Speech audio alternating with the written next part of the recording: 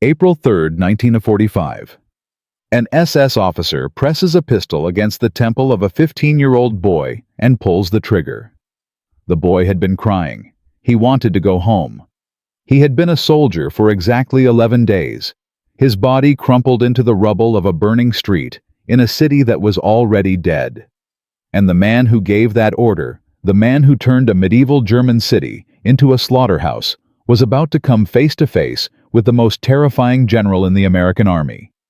Don't forget to hit like, subscribe, and turn on notifications so you never miss our next video. Join us as we explore more incredible stories, historical events, and inspiring moments from the past. Be part of our community. Together, we uncover the secrets history forgot to tell. His name was General Fritz Kramer. Not a famous name, not a household name, just another German officer in a war full of German officers. But in the spring of 1945, this one man made a decision so insane, so catastrophically stubborn, that it turned a city of 70,000 people into ash, cost thousands of lives on both sides, and earned him a personal confrontation with George S. Patton himself. A confrontation so brutal, so cold, so devastating, that the words spoken in that room would haunt Kramer until the day he died in obscurity in 1971. What Patton said to him was not a threat. It was not a battle cry. It was something far worse. And before this story is over, you will understand exactly why those words cut deeper than any bullet. But first, you need to understand what April 1945 actually looked like on the ground. Because most people imagine the end of World War II as a clean, triumphant march. Flags waving, soldiers cheering, the enemy collapsing like dominoes. The reality was something entirely different. Something much darker. Something that gets left out of the history books. By March 1945, Nazi Germany was finished. Everyone knew it. The Soviets were grinding toward Berlin from the east, crushing everything in their path. The Western Allies, British, Canadian, and American forces had crossed the Rhine River and were pouring into the German heartland from the west.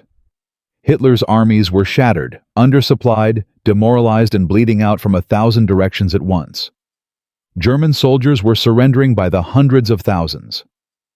Entire divisions laid down their weapons without firing a shot. Generals who had once sworn personal oaths to the Führer were quietly making contact with Allied commanders negotiating their own survival. The war had approximately 6 weeks left to live, and yet men were still dying. Not in the thousands, in the tens of thousands. Because Hitler, locked inside his bunker beneath the ruins of Berlin, had issued one of the most murderous orders of the entire war. Every German city, every town, every village of strategic value was to be declared a Festung, a fortress, a place of last resort. These cities were to be defended to the last man, the last bullet, the last breath. No retreat, no surrender. Any commander who abandoned his post would be shot. Any soldier who showed weakness would be hanged from the nearest lamppost. The German people, women, children, the elderly teenage boys conscripted from their classrooms would be sacrificed on the altar of Hitler's delusion that Germany could still somehow win, or at the very least not lose in a way that embarrassed him. The result was carnage. Beautiful cities that had stood for 700 years were being reduced to rubble not by Allied aggression alone, but by the suicidal orders of a regime too fanatical to accept reality. American soldiers who had expected to walk into surrendering towns found themselves instead fighting house to house, room to room, through streets packed with mines and buildings stuffed with snipers. Men who should have been alive to go home were dying in the ruins of someone else's ideological fantasy. Into this nightmare walked General George S. Patton. And no human being on the planet was less patient with ideological fantasy than George Patton. Patton's Third Army had become by the spring of 1945 arguably the most effective military force in human history. Since breaking out from the Normandy beaches the previous summer, they had swept across France with a speed that left German commanders in a state of permanent shock. They had charged through the Ardennes during the Battle of the Bulge, stabbing into the flank of Hitler's last great offensive and snapping its spine. They had crossed the Rhine, They were now driving deep into Bavaria, into the industrial heart of Germany itself, at a pace that consistently outran their own supply lines. Patton drove them, screamed at them, inspired them, terrified them. He appeared at the front lines personally standing upright in his open jeep, wearing his polished helmet and his famous ivory-handled revolvers, while sniper fire cracked around him. He grabbed soldiers by the collars of their jackets. He woke officers out of their sleep at 2 a.m. to ask why their units had stopped moving. He once told a roomful of generals that the purpose of war was not to die for your country, it was to make the other poor dumb bastard die for his. Patton moved fast. Patton hit hard, and Patton had absolutely zero tolerance for German commanders who chose to turn their cities into tombs. Then he received word about Aschaffenburg. The city sat on the main river in Bavaria, approximately 40 kilometers southeast of Frankfurt. It was not enormous, a population of around 70,000, an industrial center, with factories, rail connections, and most critically bridges across the Main that Patton needed to continue his advance. In purely military terms, Aschaffenburg was a waypoint, a box to be checked. Under normal circumstances, the American 45th Infantry Division, operating under Patton's command, would have sent a patrol forward under a white flag, the local garrison would have surrendered within the hour, and the column would have moved on by afternoon. The circumstances were not normal. Because Aschaffenburg had Fritz Kramer. Kramer was not a young fanatic. He was not a Nazi true believer, drunk on ideology and propaganda. He was something in some ways more dangerous. A professional soldier who had survived the Eastern Front, who had seen Stalingrad, who had watched the Soviet war machine grind German armies into dust, and who had come out the other side with his professional pride not just intact, but calcified into something rigid and immovable. He had spent the winter commanding his mixed force of Wehrmacht regulars and Waffen-SS troops in Aschaffenburg, and when Hitler's Festung order arrived, Kramer did not hesitate. He did not privately question it, as many of his peers were doing. He did not begin making quiet arrangements for a negotiated surrender. He accepted the order. He believed in it. He would execute it. He had his engineers mine every bridge approach and booby-trap every major road leading into the city. He positioned machine gun nests in the upper floors of apartment buildings, giving his men clear lines of fire down the narrow medieval streets below. He placed snipers in the bell towers of churches and in the upper floors of factory buildings along the river. He organized his SS troops into roving enforcement squads with orders to shoot any German soldier who attempted to retreat or surrender. He told his men clearly and without drama that they would all die in Aschaffenburg before they gave it to the Americans. Death was not a possibility. Death was the plan. On March 25, 1945, the leading elements of the American 45th Infantry Division reached the outskirts of Aschaffenburg. They sent forward a patrol under a white flag to demand the garrison's surrender. The patrol was met by a German officer who listened to their demands without expression. Then he delivered Kramer's response word for word. "The garrison of Aschaffenburg will not surrender. The Führer has ordered us to fight to the last man. Any American soldier who enters this city will die. Tell your commander if he wants Aschaffenburg, he will pay for it in blood." The patrol came back. The message traveled up the chain of command. And then it reached Patton. An aide who was present in Patton's forward headquarters later described what happened when Patton read the message. The general's face went red. Then very slowly, a cold smile spread across his face. He set the paper down on the map table. He looked up at his staff. His voice was quiet, which meant he was not angry. Quiet Patton was the most dangerous Patton. So he said, "We have a German who wants to die for Hitler. How wonderful. I will personally arrange to grant his wish." Within hours, Patton had redirected the full weight of his military machine against a single mid-sized Bavarian city. Artillery battalions were moved into position.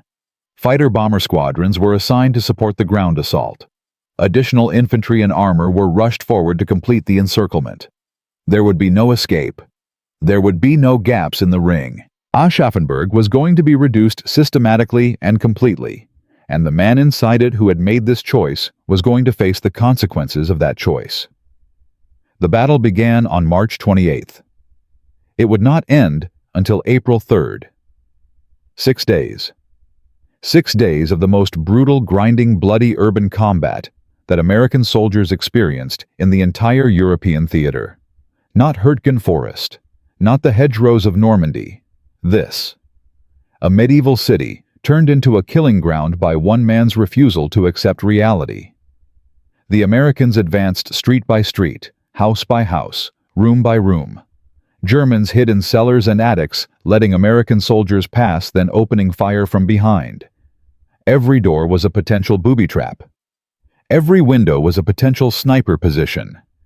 The Americans learned to throw grenades into rooms before entering them.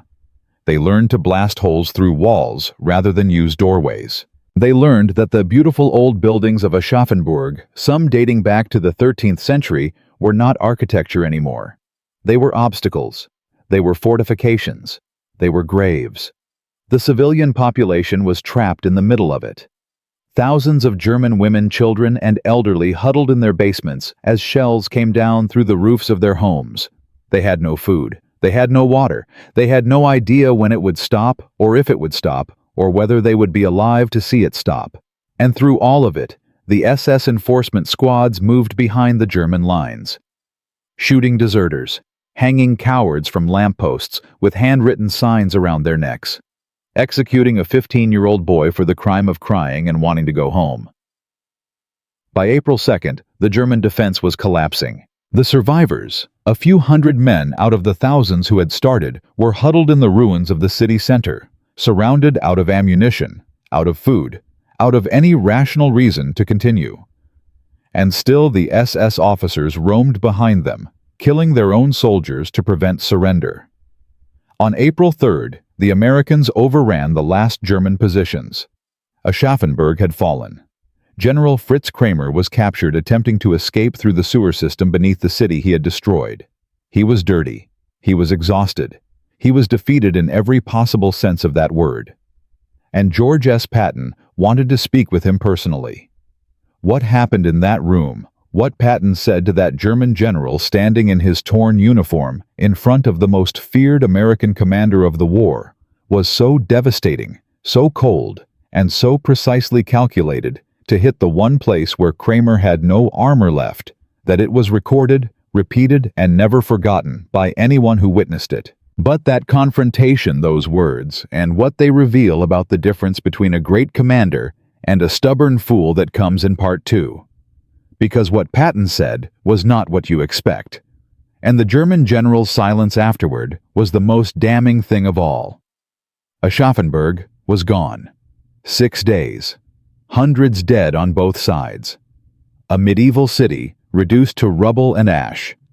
And the man responsible for all of it, General Fritz Kramer, had been pulled out of a sewer like a rat covered in filth, his uniform in tatters, his army destroyed.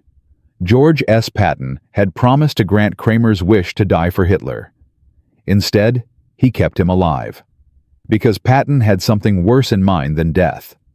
He had a conversation, and when word of what happened in that room reached the rest of the German army commanders from Frankfurt to Munich, began making phone calls they had been too proud to make before. But before any of that, before the words that broke a German general more completely than any bullet, could you need to understand what it actually felt like to stand in that room. Because 423 American soldiers were wounded in Aschaffenburg. 81 of them never came home. And that number was sitting in Patton's head like a stone when they brought Kramer through the door. The American aide who escorted Kramer from his holding area to Patton's forward headquarters later wrote about the walk. Kramer did not speak. He had been given water and a cloth to wipe his face, but the smell of the sewers was still on him. He walked stiffly, the way career soldiers walk when they are trying to hold on to the last thing they have left, which is posture. His medals were still pinned to his chest. His Iron Cross earned on the Eastern Front, catching the light as he moved through the corridor. He was trying to look like a general. He had not looked like a general in 6 days. He had looked like a man hiding underground while his teenagers got shot in the streets above him. Patton's headquarters was a requisitioned building on the outskirts of a town the army had taken without a single casualty. The contrast with Aschaffenburg was not accidental. Patton understood theater. He understood that the environment in which you conduct a conversation is part of the message. The building was clean, the floors were intact, the windows had glass in them. It was everything that Aschaffenburg was no longer. An aide opened the door. Kramer stepped inside. Patton did not look up immediately. He was sitting behind a large desk, covered in maps and operational reports, writing something in the margin of a document with a grease pencil. He let Kramer stand there for 20 seconds, 30 seconds, long enough for the silence to become a presence in the room. Then he set the pencil down, leaned back in his chair, and looked at the German general for the first time. He did not stand. He did not offer a seat. He did not extend the professional courtesies that military tradition dictated between officers of equivalent rank. He simply looked. The 3 silver stars on Patton's shoulders caught the light. The ivory handles of his revolvers rested against his hips. His eyes moved across Kramer the way a man examines something he found at the bottom of his boot. "General Kramer," Patton said. His voice was high-pitched, a fact that always surprised people who expected a growl. He spoke the way a man speaks when he has already decided what he thinks and is only talking as a formality. "I have been looking forward to meeting you." Kramer stood at attention. He said nothing. "You know," Patton continued, "I have killed a great many Germans in this war. Thousands of them. I don't say that with pleasure. I say it because it is a fact of what we have both been doing for the last 4 years. And most of those Germans, the ones who died fighting my army, died for something. They died for their country. They died for their families. Some of them died for ideas I find repugnant, but at least the ideas were real to them. At least they believed in something." He leaned forward. His elbows came down on the desk. "But your men." Patton's voice dropped half a step. "What did your men die for, General? A city that was going to fall regardless of anything you did. An order from a man sitting in a concrete hole in Berlin who is going to be dead within the month. You had several thousand soldiers under your command. You had a civilian population of 70,000 people who had done nothing to deserve what you gave them. And you spent every last one of them. For nothing. Not for Germany. Not for victory. Not even for a delay that mattered strategically. For nothing except your own refusal to say 2 words. Kramer's jaw was tight. The muscle along his temple was moving. But he did not speak. "I respect a brave enemy," Patton said. He stood up from behind the desk and walked around it, moving slowly, not rushing, until he was standing directly in front of Kramer. They were close enough that Kramer could have reached out and touched the stars on Patton's shoulders. "I have fought brave enemies. I have buried brave enemies with respect. Bravery is not what I am looking at right now." He stopped. His voice went very quiet. "What I am looking at is a fool. A man who confused stubbornness with courage and blind obedience with honor. You knew the war was lost. Your soldiers knew it. The men you were executing behind the lines for trying to surrender knew it. Everyone in that city knew it. And you let them die anyway. Not because it would change anything. Not because there was a military reason. Because you could not bring yourself to make the right decision." Patton stepped back. The contempt on his face was complete and unhidden. "In another war, I might have had you shot for what you did to those men. Both your men and mine. But we are supposed to be civilized now. So instead, you will spend the rest of your life knowing that your last act as a soldier was the most pointless, wasteful, stupid thing a commander can do, spending the lives of the men who trusted you for a cause you already knew was dead. I hope that haunts you every morning you wake up, because you will wake up. A great many young men will not, and that is entirely because of you." He turned around and walked back to his desk. He picked up the grease pencil. "Get him out of my sight." Kramer was led from the room. He said nothing. He had nothing to say. Because every word Patton spoke was accurate, and the most devastating thing about the confrontation was not the contempt, it was the precision. Patton had not insulted him. Patton had described him. And the description was correct in every detail. Kramer would spend the next several years in prisoner of war camps before being repatriated to West Germany. He lived until 1971. He died in obscurity. No memoirs, no interviews, no attempt to explain or justify what happened in Aschaffenburg. Some silences are louder than any explanation. But the story did not end in that room. What happened next is where the Battle of Aschaffenburg stopped being a local tragedy and became something that changed the final weeks of the war. Patton ordered photographs taken. Systematic, comprehensive photographs of what Aschaffenburg looked like after 6 days of a Festung defense. Burned-out buildings, collapsed churches, streets that had been medieval streetscapes 7 days earlier and were now channels through rubble. And then he had those photographs printed and dropped from aircraft over every German city between Frankfurt and Munich that still had a garrison considering resistance. The leaflets did not require much text. The photographs said everything. This is Aschaffenburg. This is what happens when a garrison refuses to surrender. This is what the American army will do to your city if you make the same choice General Kramer made. The effect was measurable and immediate. In the 2 weeks following the fall of Aschaffenburg, 17 German cities and towns that had received Festung designations from Berlin chose instead to send white flags to American advance units. 17. Some of them had garrisons of several thousand men. Some had SS enforcement units already in place to shoot deserters. They surrendered anyway. Their commanders looked at the photographs of Aschaffenburg and decided that the arithmetic of the situation was no longer ambiguous. The Nazi High Command issued increasingly hysterical orders: hold, fight, die in place. The orders arrived by radio and courier and were filed or ignored by men who had spent 6 years watching Germany get destroyed by a regime that was now demanding they add their own cities to the rubble. The spell, which had already been cracking since Stalingrad, was finally breaking open. Patton had not just won a battle, he had manufactured a lesson and distributed it at scale, and the lesson was being absorbed by every German officer who still had men alive and wanted to keep them that way. In his diary that night, Patton wrote 7 lines about the encounter with Kramer. The final line read, "He had no answer. None of them ever do when you make them look directly at what they have actually done." But here is what Patton did not know. What none of the Allied commanders knew yet. While the German army was collapsing in the West, while city after city was choosing surrender over destruction, something was happening in the Pacific that would make the battles of Aschaffenburg look like a skirmish by comparison.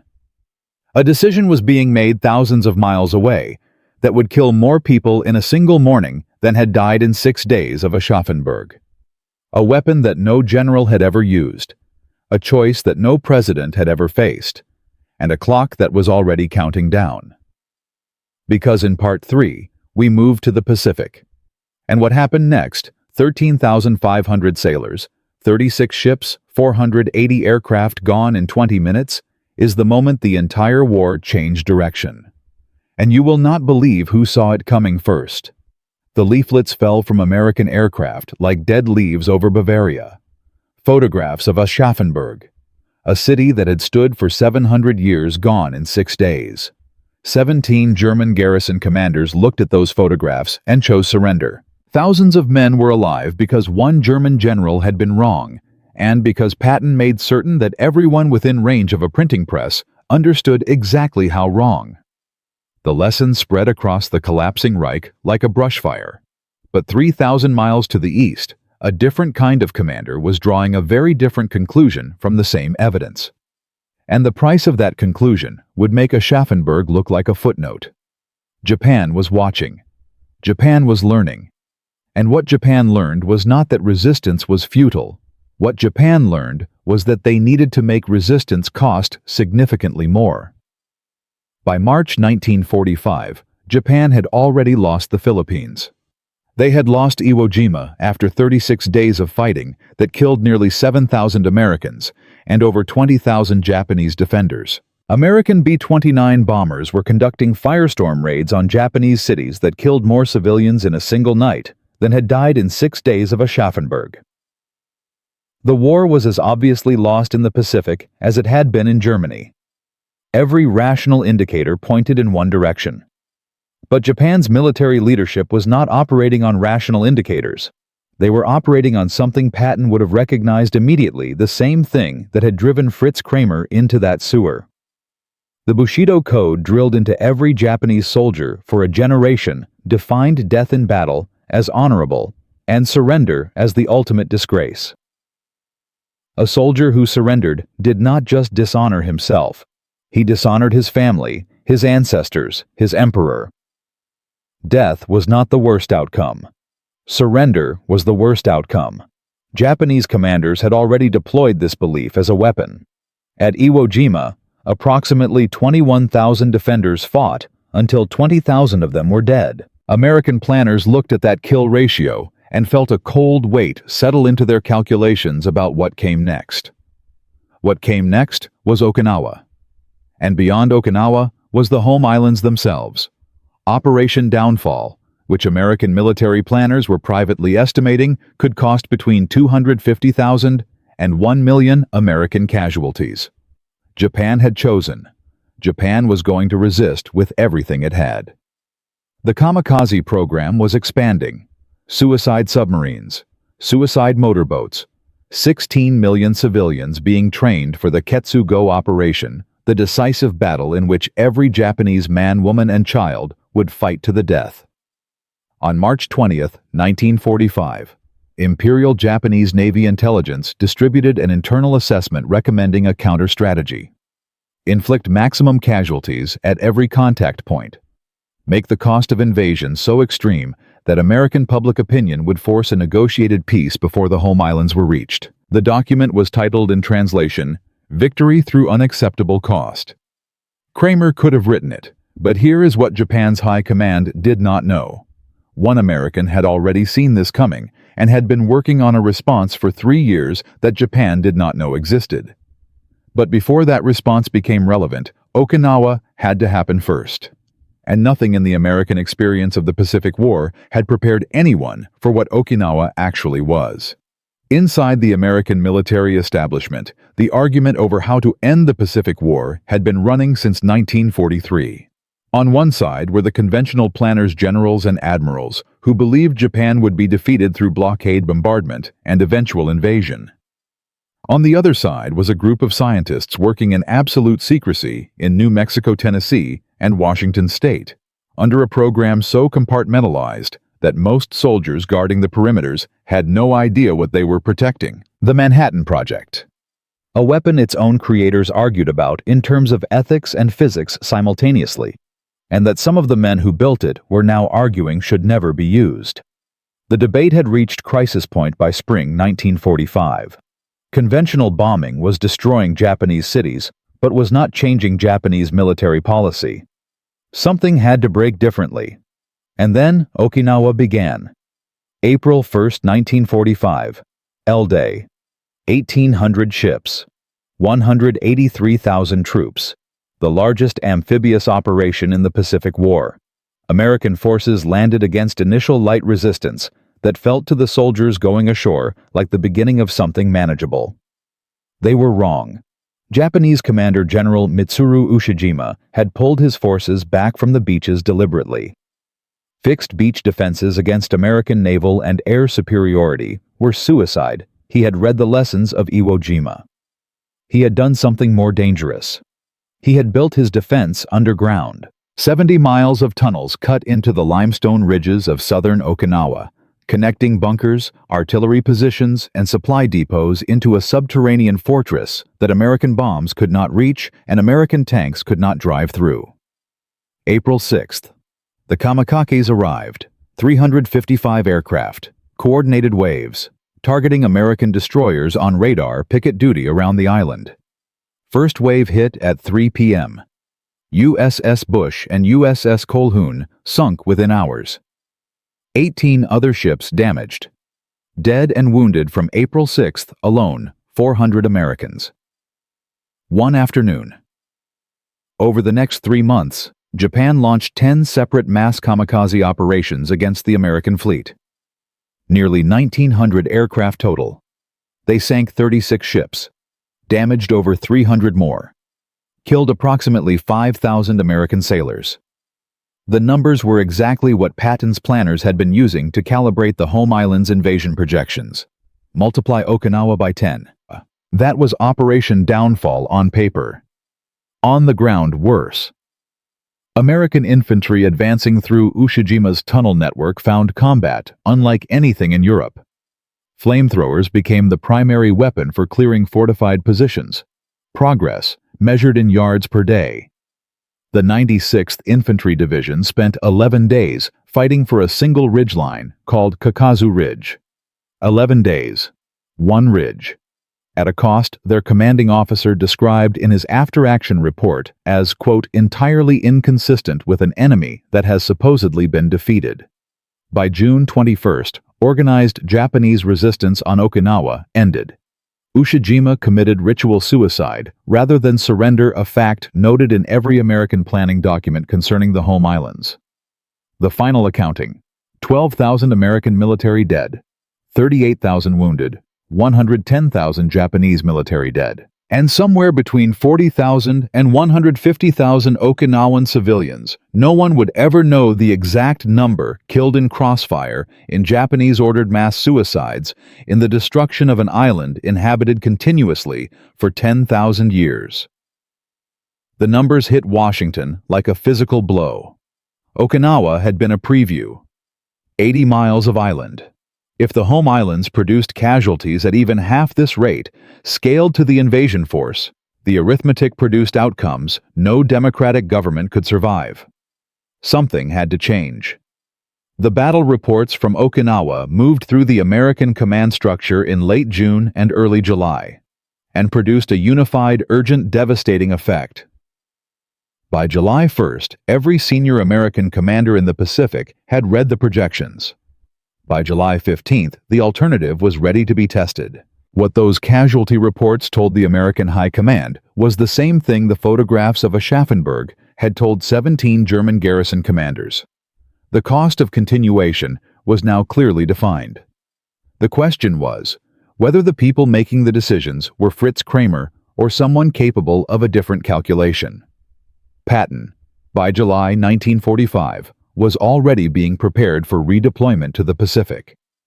He had spent the final weeks of the European War conducting the fastest advance in the history of armored warfare, racing into Czechoslovakia, liberating concentration camps, accepting surrenders from armies so large his staff ran out of forms to process them.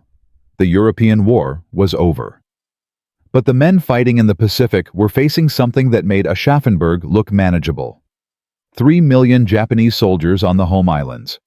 10,000 kamikaze aircraft staged for the invasion.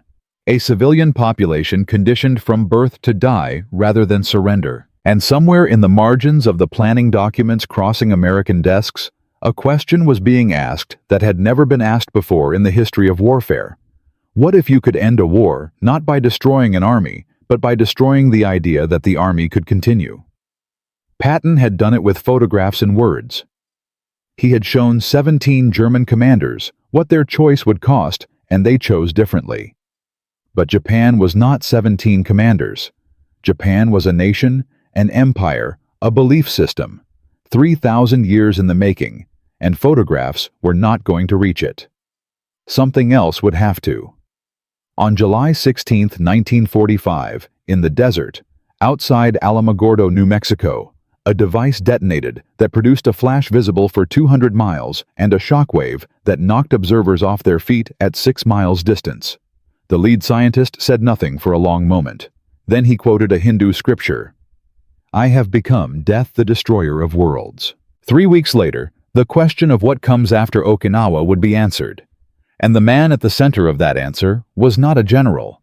He was a farmer's son from Missouri who had never finished college. The decision he made in the first week of August 1945 remains the most debated, most consequential, and most misunderstood command decision in modern warfare. That story and what it tells us about the line between courage and catastrophe is the final chapter, and it begins with a city that no longer exists.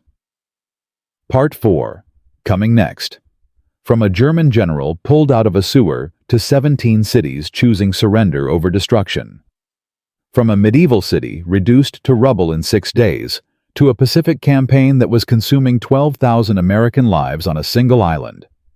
From photographs dropped from aircraft over Bavaria to a desert in New Mexico where a device detonated and a scientist ran out of words. This is where 4 parts of history converge into a single question that no one who lived through it ever fully stopped asking. The question is not what happened.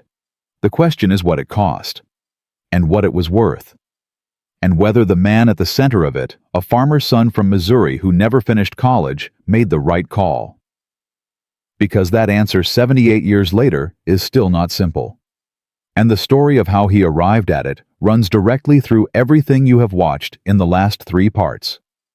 Harry S. Truman became president on April 12, 1945. He had been vice president for 82 days. Franklin Roosevelt died of a cerebral hemorrhage in Warm Springs, Georgia, and Truman was sworn in. Within hours, a man so thoroughly excluded from Roosevelt's inner circle that he did not learn the Manhattan Project existed until the evening of the day he took office. His Secretary of War, Henry Stimson, pulled him aside after the swearing-in ceremony and told him quietly that the United States had been building a weapon of a type never before used in war, and that it would be ready within months. Truman later wrote in his diary that the information hit him like a physical weight pressing down on his chest. He spent the next 4 months reading everything, every casualty projection, every intelligence assessment of Japanese intentions, every report from Okinawa, where the battle was still raging when he took office and would not end until June 21st, with 12,000 American dead and estimates for the home island's invasion that ranged from 250,000 to over 1 million American casualties before Japan was subdued. He read the reports on Japanese civilian training programs, 16 million men and women being organized for the Ketsu-go home defense operation, armed with bamboo spears and agricultural tools, instructed to rush American landing craft and die in sufficient numbers to make the cost of invasion politically unsurvivable. He read the kamikaze statistics from Okinawa. 5,000 American sailors killed in 3 months by pilots who had chosen death as a weapon and projected them forward against an invasion fleet 10 times larger approaching shores, 10 times more densely defended. And somewhere in all of this reading, Truman recognized something that Patton had recognized in front of a much smaller problem. The question was not whether the enemy was brave. The question was whether bravery in service of a lost cause justified the deaths it produced. Fritz Kramer had been brave. His men had been brave. A 15-year-old boy shot by an SS sergeant for crying had been in his own way brave for as long as he could manage. None of that bravery had changed the outcome by a single day or a single square kilometer. It had only changed the casualty count. And the casualty count at Aschaffenburg 81. Americans dead, 2,000 German dead. 1 medieval city destroyed was a rounding error compared to what the home island's projections were putting on Truman's desk every morning. The atomic bomb was dropped on Hiroshima on August 6, 1945. 70,000 people died in the first seconds. By the end of 1945, the death toll would reach 140,000. 3 days later, Nagasaki. 40,000 dead in the initial blast, 70,000 by the end of the year. Japan announced its intention to surrender on August 15th. The formal instruments were signed on September 2nd aboard the USS Missouri in Tokyo Bay. The war was over. The debate about those 2 decisions has never ended and will never end, and this is not the place to resolve it. What is worth saying? What connects directly to the 4 parts of this story is that Truman made the same essential calculation that Patton made when he received Fritz Kramer's refusal to surrender. He looked at what continuation would cost. He looked at what a different choice would cost. And he chose the option that produced less total death in his judgment, based on the information available to him at the time.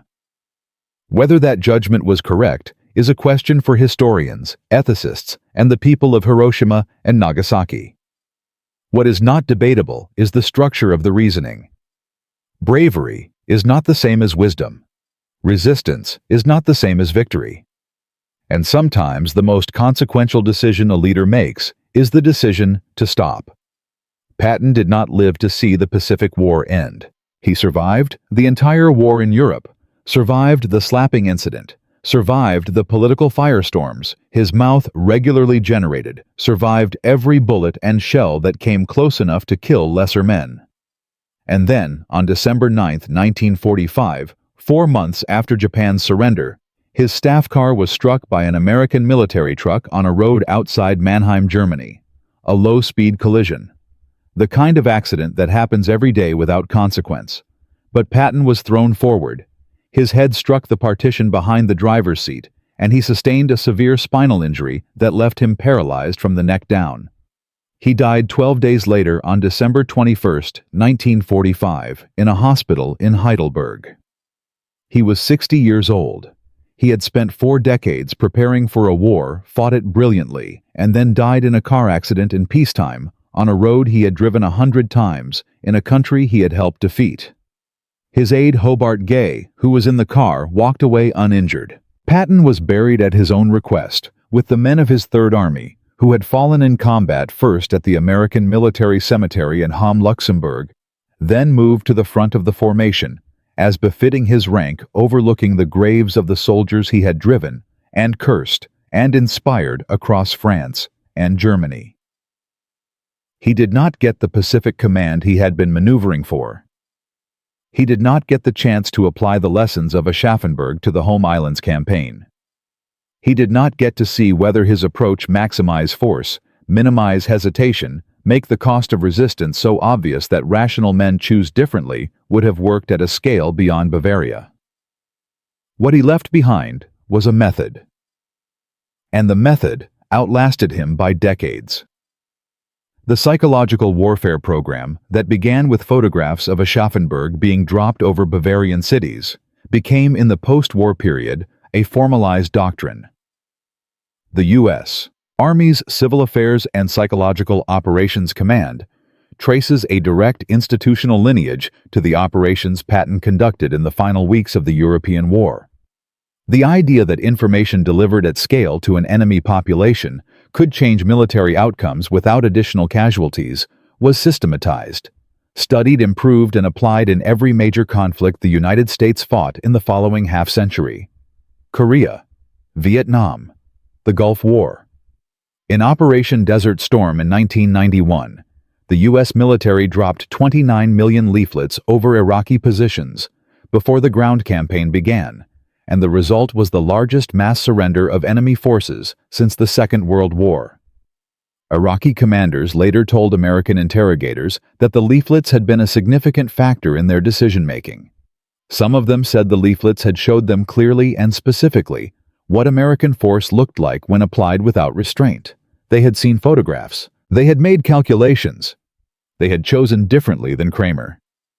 The direct line from a Bavarian city in April 1945 to a desert in Kuwait in February 1991 is not metaphorical. It is institutional, documented, and traceable through specific doctrinal manuals that cite the European theater operations of 1944 and 1945 as foundational case studies. 46 years. 3 generations of officers. The same core insight refined and reapplied. If you can make the cost visible, some percentage of rational actors will choose to avoid it. The percentage is never 100, but it is never 0. And every surrender produced by a leaflet is a life that did not have to be spent. Across the Pacific, the same principle operated at a different scale. Japan's decision to surrender was driven by multiple factors: the atomic bombs, the Soviet declaration of war, the cumulative destruction of the firebombing campaign, the death of the naval forces that might have contested an invasion. No single cause produced the outcome. But running through all of it was the same logic that had ended 17 German sieges with photographs instead of artillery. When the cost becomes undeniable, when the alternative to surrender is made viscerally, specifically, unavoidably clear, the calculation changes. Japan's military leadership had staked everything on the proposition that American willpower would break before Japanese resistance did. The atomic bomb did not just destroy 2 cities. It destroyed that proposition. It made continuation not just costly, but meaningless.